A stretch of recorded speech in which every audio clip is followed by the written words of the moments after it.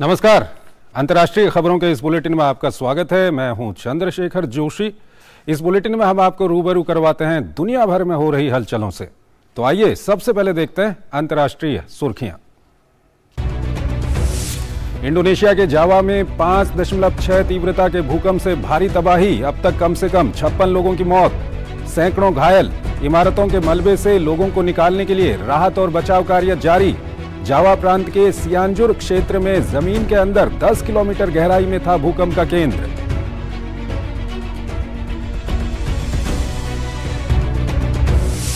NATO ने Ukraine के लिए सहयोगी देशों से और अधिक सहायता का किया आह्वान।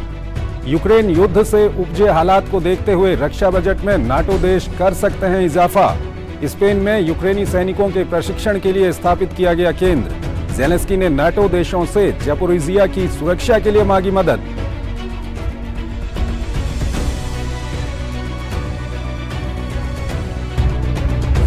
मलेशिया के आम चुनाव में किसी को भी स्पष्ट बहुमत नहीं मिलने से राजनीतिक अनिश्चितता का माहौल। गठबंधन सरकार के गठन के लिए कई दलों के बीच मेल मुलाकातें। विपक्षी नेता अनवर इब्राहिम और सत्तारूढ़ दल के बीच वार्ता रही सकारात्मक। मंगलवार तक है गठबंधन तय करने की समय सीमा।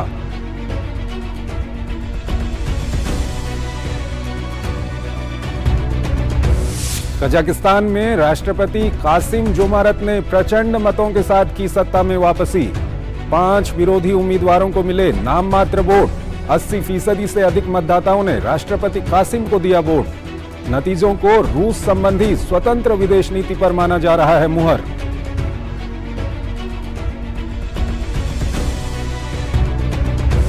ताइवान मुद्दे पर चीन के साथ विवाद के बीच अमेरिकी उपराष्ट्रपति कमला हैरिस का फिलीपींस दौरा। राष्ट्रपति फर्डिनेंड मार्कोस जूनियर से की मुलाकात। फिलीपींस की रक्षा के लिए अमेरिकी आश्वासन को दोहराया। दक्षिण चीन सागर से लगे शहर में फिलीपीनी नौसैनिकों से मिलेंगी हैरिस।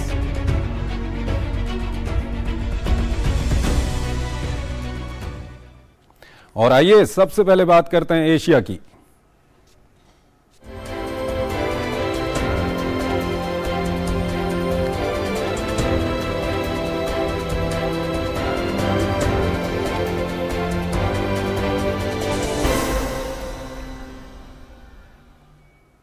इंडोनेशिया में भूकंप से दर्जनों लोगों की मौत हो गई और सैकड़ों लोग घायल हो गए। भूकंप की तीव्रता रिक्टर स्केल पर 5.6 मापी गई। भूकंप पश्चिम जावा प्रांत के सियानजुर क्षेत्र में केंद्रित था। इसके बाद बड़े पैमाने पर राहत और बचाव कार्य जारी हैं।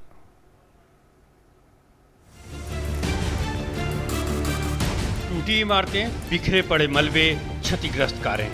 दहशत और खौफ में खुले आसमान के नीचे इलाज कराते पीड़ित। तबाही के निशान इंडोनेशिया के जावा प्रांत के हैं, जहां धरती थर्राई तो ऐसे घाव दी गई। इंडोनेशिया के मुख्य द्वीप जावा में आए 5.4 तीव्रता वाले भूकंप ने दर्जनों लोगों को निगल लिया है और 700 से अधिक लोग घायल हो गए हैं। जियोलॉजिकल सर्वे के अनुसार भूकंप पश्चिमी जावा प्रांत के सियानजुर क्षेत्र में केंद्रित था, जिसकी गहराई 10 किलोमीटर थी। उधर ग्रेटर जकार्ता क्षेत्र में भी भूकंप के जोरदार झटके महसूस किए गए हैं।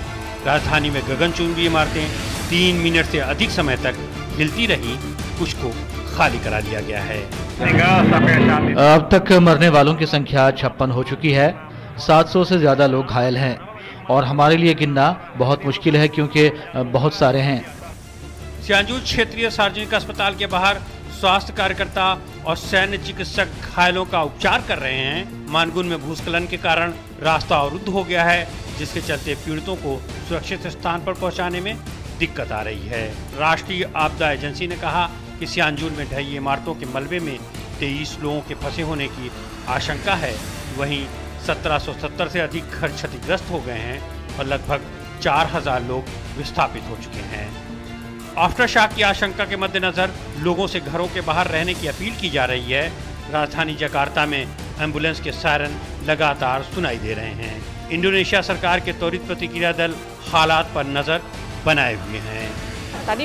मैं सामान्य रूप से कार्यालय में काम कर रही थी। आमतौर पर जब कोई इमारत में चलता है तो हम इमारत को हिलते हुए महसूस कर सकते हैं, लेकिन अभी यह बहुत तेज था, जैसे किसी ने मुझे धक्का दिया हो। जकार्ता में भूकंप आम बात है, लेकिन लोग डरे सहमे हुए हैं। 27 करोड़ की आबादी वाले इंडोनेशिया में अक्सर भूकंप आते हैं। इसकी वजह यह है कि ये रिंग ऑफ फायर में आता है। यहाँ कई छोटे बड़े ज्वालामुखी हैं। भूकंप के बाद सुनामी का भी खतरा रहता है। कुछ साल से यहाँ इस तरह की प्राकृतिक आपदाओं से निपटने के लिए बड़े स्तर पर तैयारियां की गई हैं। फरवरी में इंडोनेशिया में 6.2 तीव्रता का भूकंप आया था। 25 लोग मारे गए थे, 460 लोग घायल हुए थे। जनवरी 2021 में भी 6.2 तीव्रता का भूकंप आया था। 100 लोग मारे गए थे, 6200 लोग घायल हुए थे। 2004 में भूकंप और उसके बाद सुनामी आई थी। हालांकि इसका असर जापान और कुछ दूसरे देशों में भी था। इस प्राकृतिक आपदा में उस वक्त कुल मिलाकर 2,30,000 लोग मारे गए थे। और चलिए अब बात करते हैं कजाकिस्तान की। कजाकिस्तान में हुए राष्ट्रपति चुनाव में राष्ट्रपति कासिम जोमारत की प्रचंड जनादेश के साथ सत्ता में वापसी हुई है। इस जीत को राजनीतिक शक्ति के विकेंद्रीकरण की प्रक्रिया पर मुहर के तौर पर देखा जा रहा है। कजाकिस्तान के राष्ट्रपति कासिम जोमारत तोकाइफ ने भारी मतों से सत्ता में वापसी की है। 20 नवंबर को हुए राष्ट्रपति चुनाव के नतीजे राष्ट्रपति कासिम के लिए भारी जन समर्थन का संदेश लेकर आए। कजाकिस्तान के केंद्रीय चुनाव आयोग के शुरुआती आंकड़ों के अनुसार उन्हें 80% से अधिक मत मिल चुके हैं। जैसे ही नतीजे सामने आए, कजाकिस्तान के राष्ट्रपति के लिए बधाई संदेशों का तांता लग गया। जिन लोगों ने उन्हें फिर से चुने जाने पर बधाई दी, उनमें रूस के राष्ट्रपति व्लादिमीर पुतिन, चीनी राष्ट्रपति शी जिनपिंग और बेलारूस के राष्ट्रपति अलेक्जेंडर लुकाशेंको शामिल हैं। राष्ट्रपति कासिम जोमारत तोकाइफ की चुनावी जीत का पहले से अनुमान लगाया जा रहा था। रूस यूक्रेन युद्ध संबंधी स्वतंत्र विदेशी नीति को लेकर भी राष्ट्रपति की लोकप्रियता में इजाफा देखा गया है। कासिम जोमारत तोकाइफ राजनयिक रहे हैं। 2019 में वो तत्कालीन राष्ट्रपति नूर सुल्तान नजरबायेव ने राजनैतिक उत्तराधिकारी के तौर पर उभरे और सत्ता में आए। सोवियत रूस से आजाद होने के बाद से तब तक कजाकिस्तान में राष्ट्रपति नूर सुल्तान का ही राज था। ध्यान रहे कि राष्ट्रपति कासिम के खिलाफ 5 उम्मीदवार मैदान में थे। हालांकि उनमें से किसी भी उम्मीदवार को मिलने वाला मत प्रतिशत 2 अंकों में भी नहीं पहुंच सका। राष्ट्रपति कासिम ने लंबे समय से कजाकिस्तान के सहयोगी रूस से देश को दूर रखने के लिए कदम उठाए हैं। उन्होंने स्पष्ट रूप से कहा है कि कजाकिस्तान उन यूक्रेनी क्षेत्रों को मान्यता नहीं देता है जिन्हें रूस ने फरवरी में शुरू हुए युद्ध के आरंभ में संप्रभु राज्य घोषित कर दिया था। गौरतलब है कि राष्ट्रपति कासिम का नया कार्यकाल 7 साल का होगा। इस दौरान उनके सामने यूक्रेन संकट के बीच अपनी स्वतंत्र विदेशी नीति को बनाए रखने की चुनौती होगी। बात करते हैं मलेशिया की। मलेशिया में आम चुनाव के बाद त्रिशंकु संसद सामने आई है। यहां आम चुनाव में किसी भी गठबंधन को स्पष्ट बहुमत नहीं मिला है। इसके बाद राजनीतिक दलों ने सरकार गठन को लेकर कवायद तेज कर दी है।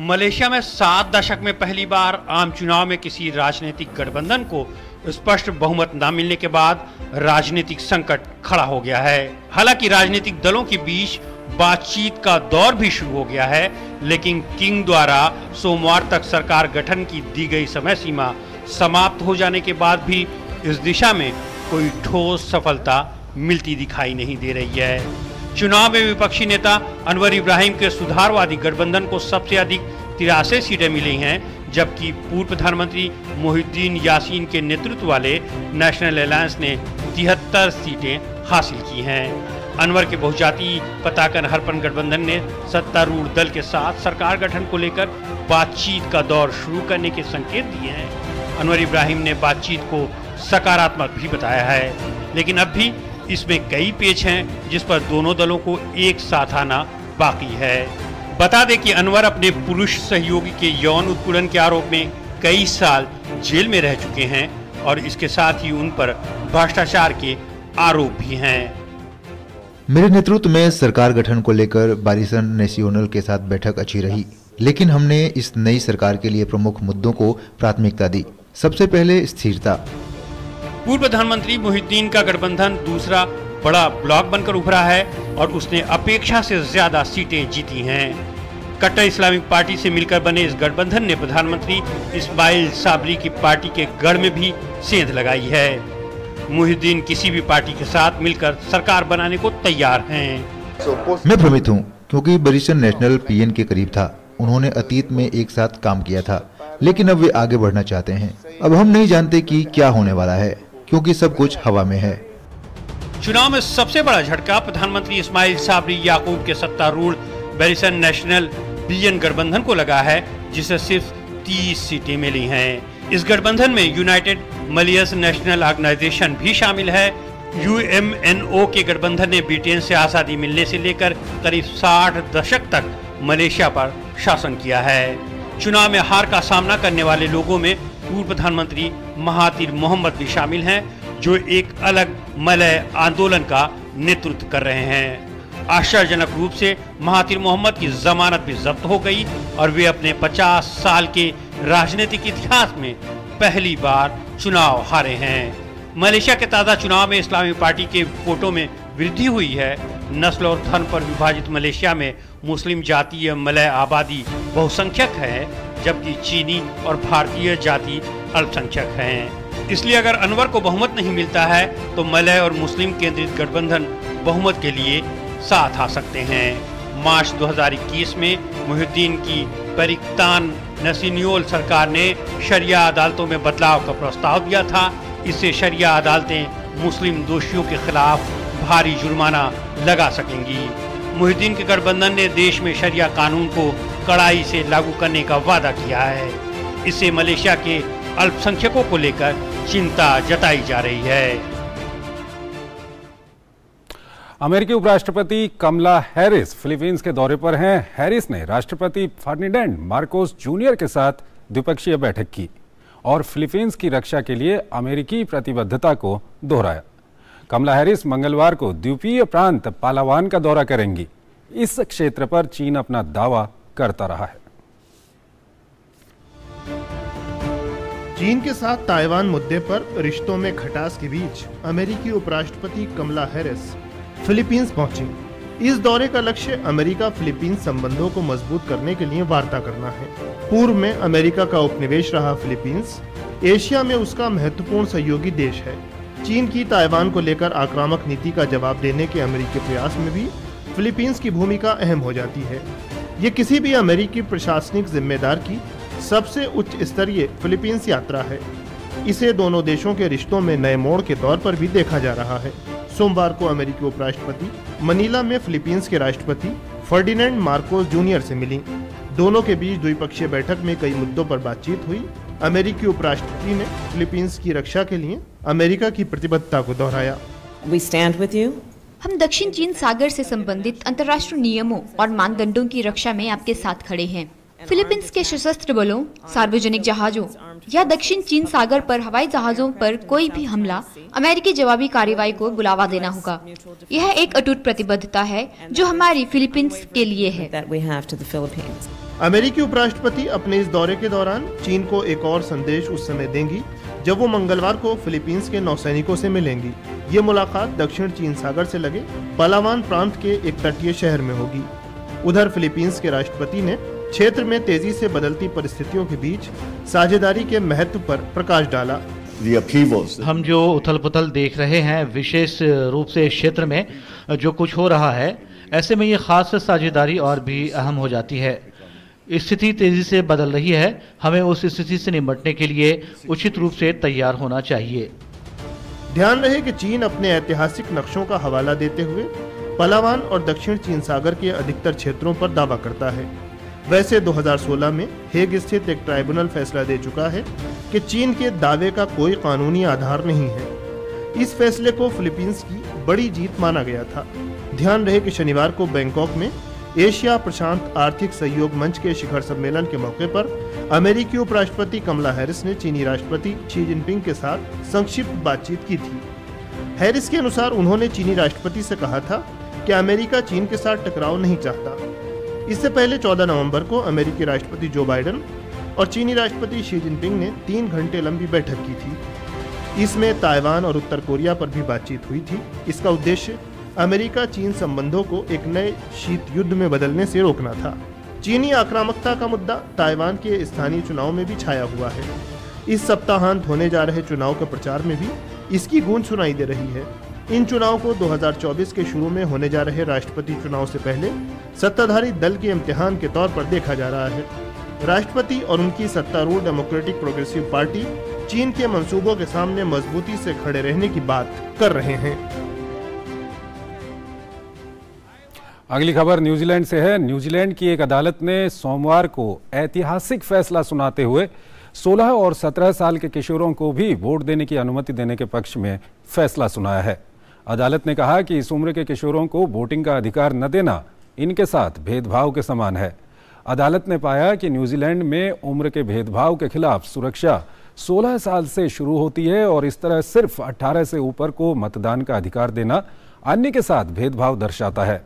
सत्तारूढ़ होने के कुछ घंटों बाद न्यूजीलैंड की प्रधानमंत्री जेसिंडा अर्डर्न ने कहा कि कीवी सांसदों को यह तय करने के लिए मतदान करना होगा कि वोटिंग की आयु कम की जानी चाहिए या नहीं।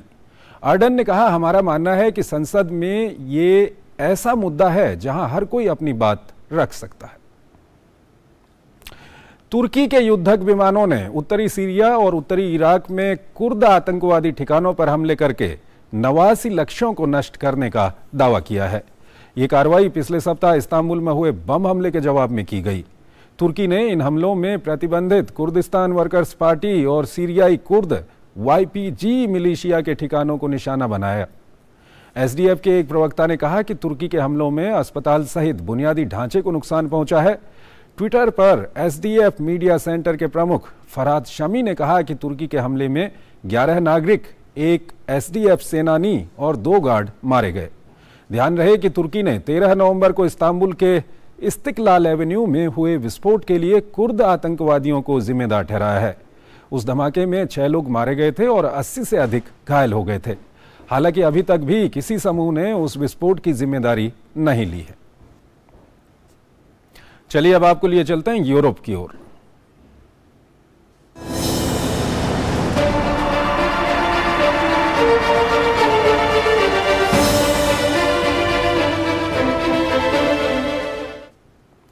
रूस यूक्रेन युद्ध से उपजे हालात के बीच नाटो देश अपने रक्षा बजट में इजाफे पर विचार कर रहे हैं। जुलाई 2023 में होने वाली नाटो बैठक के दौरान रक्षा बजट में 2% इजाफे का फैसला होने की संभावना है। ध्यान रहे कि यूक्रेन पर रूस के हमले के बाद से कई नाटो देश अपने रक्षा बजट बढ़ा चुके हैं। इस बीच नाटो ने कहा है कि रूस पर ऊर्जा निर्भरता कम करने के क्रम में पश्चिमी देशों को चीन पर निर्भर नहीं होना चाहिए। उधर यूक्रेनी राष्ट्रपति ज़ेलेंस्की ने नाटो सदस्यों से रूसी कार्रवाई से यूक्रेन के परमाणु संयंत्रों की सुरक्षा की गारंटी देने का आग्रह किया है। यूक्रेन का यह बयान रूस नियंत्रित ज़ापोरिजिया संयंत्र के भारी गोलाबारी के एक दिन बाद आया। रूस और यूक्रेन दोनों ने संयंत्र पर हमले के लिए एक दूसरे को जिम्मेदार ठहराया है। चलिए अब बात करते हैं अमेरिका की।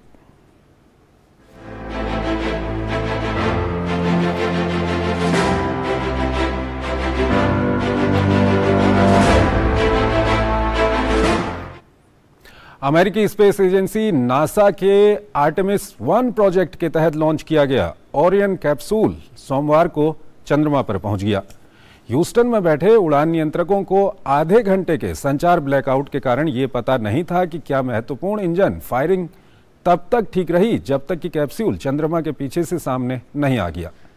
50 साल पहले नासा के अपोलो कार्यक्रम के बाद यह पहली बार है जब कोई कैप्सूल चंद्रमा पर पहुंचा है और पिछले बुधवार को शुरू हुई 4.1 अरब डॉलर की लागत वाली ये परीक्षण उड़ान काफी महत्वपूर्ण है। ओरियन के उड़ान पथ में अपोलो 11, अपोलो 12 और 14 के लैंडिंग स्थल भी शामिल हैं, जो मानव पहुंच के पहले 3 चंद्र स्थल हैं। कैप्सूल ने 16 नवंबर को फ्लोरिडा स्थित कैनेडी अंतरिक्ष केंद्र से नासा के अब तक के सर्वाधिक शक्तिशाली रॉकेट से उड़ान भरी थी। जैसे ही कैप्सूल चंद्रमा के पीछे से बाहर निकला, इसमें लगे कैमरों ने धरती की एक तस्वीर भेजी। धरती पर लौटने से पहले कैप्सूल चंद्रमा की कक्षा में करीब 1 सप्ताह बिताएगा। इसे 11 दिसंबर को प्रशांत महासागर में गिराने की योजना बनाई गई है। और आइए अब देखते हैं अफ्रीका नामा।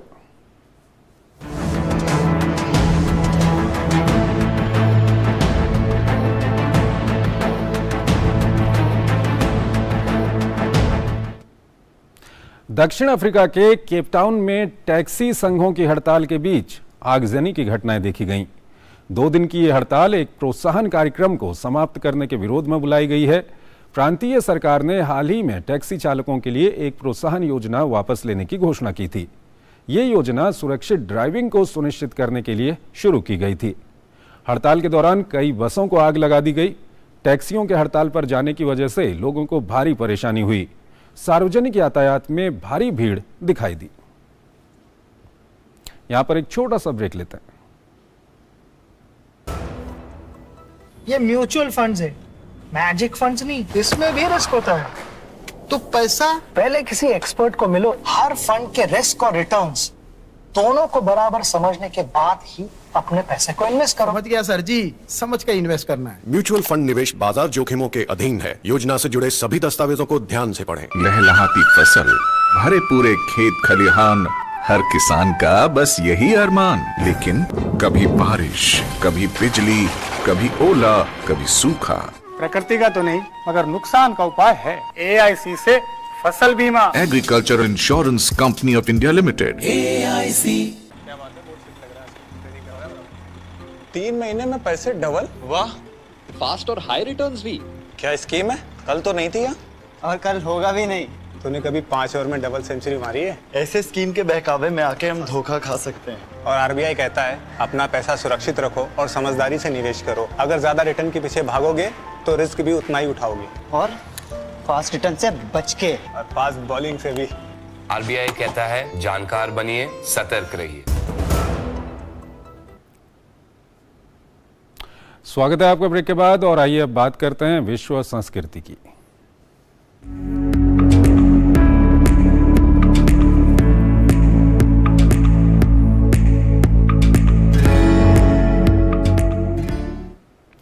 कतर में चल रहे विश्व कप फुटबॉल में पहले दिन वो मजदूर मैच देखने पहुंचे जिन्होंने यहां स्टेडियम के निर्माण में महत्वपूर्ण भूमिका निभाई थी।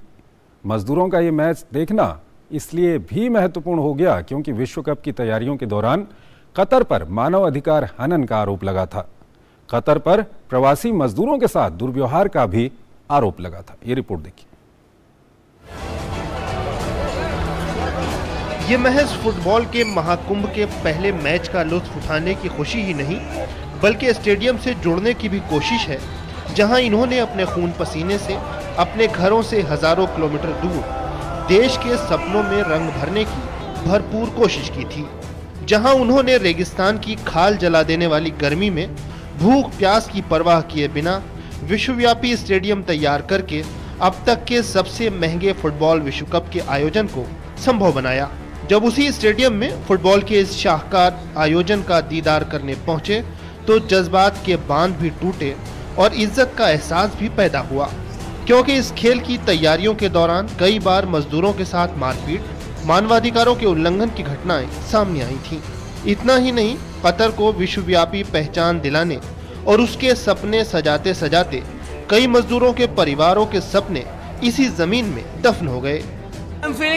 मैं बेहद उत्साहित हूँ और खुश भी।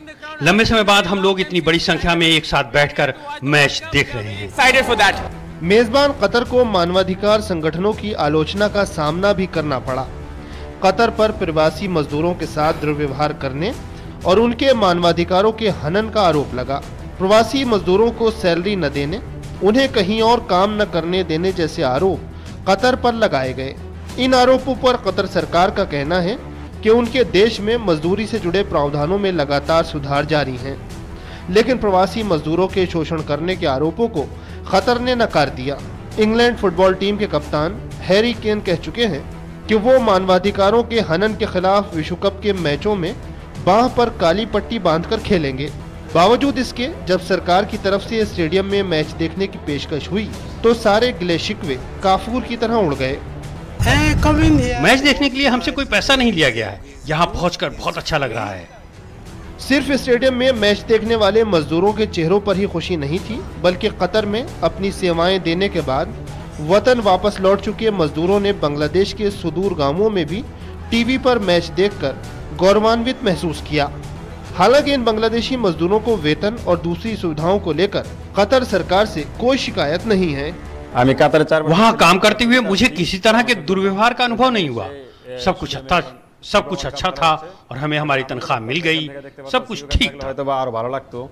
मजदूर अधिकार समूहों ने संबंधित एजेंसियों पर आरोप लगाया कि वो कम आय वाले मजदूरों के हितों की रक्षा करने में नाकाम रही हैं। इनमें से वो मजदूर भी हैं जिन्होंने फीफा विश्व कप के लिए स्टेडियम और होटलों के निर्माण का काम किया।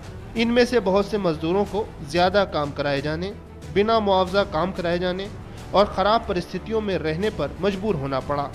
उधर कतर सरकार का कहना है कि उसने श्रम सुधार किए हैं, जिसमें न्यूनतम मासिक मजदूरी का निर्धारण भी शामिल है। यह मजदूरी 1000 कतरी रियाल निर्धारित की गई है। इस सारे विमर्श और बहस के बीच फिलहाल दुनिया की नजरें रेतीले मैदान पर बुलंद की गई भव्य इमारतों और स्टेडियमों पर हैं, जहां विश्व कप की जबरदस्त चकाचौंध है। दिलचस्प मुकाबलों का लुत्फ उठाने पहुंचे दुनिया भर के फुटबॉल प्रेमी मैच के दौरान इन इमारतों की ईंट और गारे में जिन मजदूरों का खून पसीना मिला हुआ है, उनके बारे में शायद ही सोचते हों। तो अंतर्राष्ट्रीय खबरों के इस बुलेटिन में आज इतना ही। आप हमारी पूरी टीम को इजाजत दीजिए। नमस्कार।